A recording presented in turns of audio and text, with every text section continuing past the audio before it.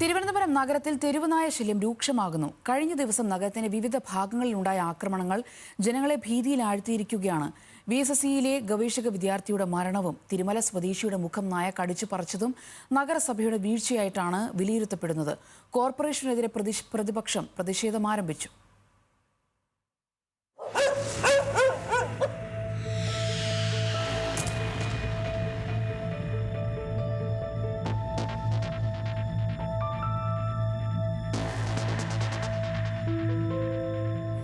തലസ്ഥാനത്തിന്റെ തെരുവുകൾ ഇപ്പോൾ ഭീതിയിലാണ്. എങ്ങോട്ട് തിരിഞ്ഞാലും കൂട്ടത്തോടെ ആക്രമിക്കാൻ പാഞ്ഞെടുക്കുന്ന തെരുവുനായകളാണുള്ളത്. കഴിഞ്ഞ ദിവസം തുമ്പ VSSCക്ക് സമീപമുണ്ടായ സംഭവം ഒടുവിലത്തെ ഉദാഹരണമാണ്. ബൈക്കിൽ പോവുകയായിരുന്ന ഗവേഷണ വിദ്യാർത്ഥിയുടെ മുന്നിലേക്ക് നായ ചാടിയതിനെ തുടർന്നുണ്ടായ അപകടത്തിലാണ് യുവശാസ്ത്രജ്ഞന് ജീവൻ നഷ്ടമായത്.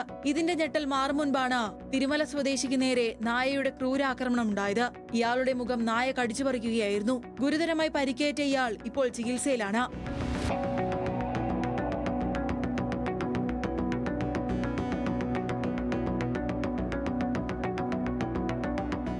അപകടങ്ങളും ആക്രമണങ്ങളും ആവർത്തിക്കുമ്പോഴും തിരുവനന്തപുരം കോർപ്പറേഷൻ നിസ്സംഗത തുടരുകയാണെന്നാണ് ആക്ഷേപം. വന്ധ്യംകരണ പദ്ധതികളും ABC സെന്ററുകളുടെ പ്രവർത്തനവും പാതിവഴിയിൽ നിലച്ചമട്ടാണ്. തെരുവുനായകളെ പിടികൂടുന്നതിൽ ഭരണസമിതി രാഷ്ട്രീയം കളിക്കുന്നതായും ആക്ഷേപമുണ്ട്.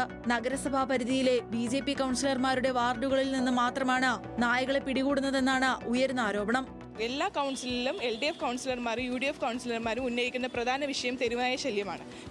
ഷെൽട്ടറിലേക്ക് മാറ്റുന്നു എന്ന് പറയുന്നതല്ലാതെ ഇതുവരെ അതിനൊരു നടപടിയും സ്വീകരിച്ചതായി കാണുന്നില്ല.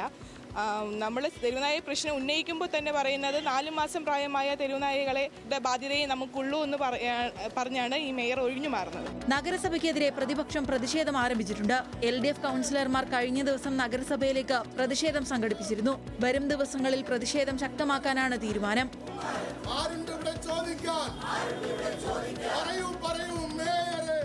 തെരുവുനായ ശല്യം പരിഹരിക്കാൻ കൃത്യമായ ലക്ഷ്യമോ പദ്ധതികളോ ഇല്ലാതെ ഇരുട്ടിൽ തപ്പുകയാണ് തിരുവനന്തപുരം നഗരസഭ.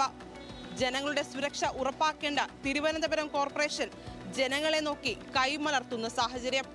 എല്ലാം ശരിയാക്കുമെന്ന് പറഞ്ഞ പുതിയ ഭരണസമിതിയും മേയറും എന്താണ് ശരിയാക്കിയത് എന്നുള്ളത് വ്യക്തമാക്കിയാൽ നന്നായിരുന്നു. ക്യാമറമാൻ റിബിനോടൊപ്പം സനീറ്റ, ന്യൂസ് മലയാളം, തിരുവനന്തപുരം.